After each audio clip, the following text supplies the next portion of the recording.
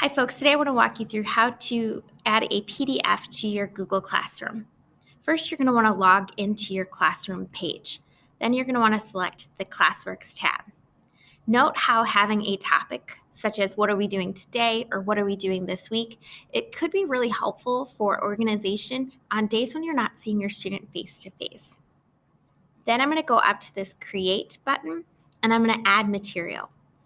Adding material here is a way to push out content that you're not necessarily going to collect back from students. So this works great for a PDF. I'm going to add a title and a description. Then I'm going to select this Add button. Here, I'm going to go straight to Google Drive. And what's nice is you can filter for PDFs. If you know the name of your document, you can type it straight in here, or you can go to this drop down, select PDFs, and select the reading or the content of your choice.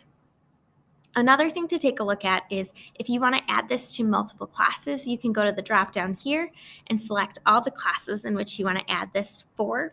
Then also here's where you can create a topic or add it to a specific topic.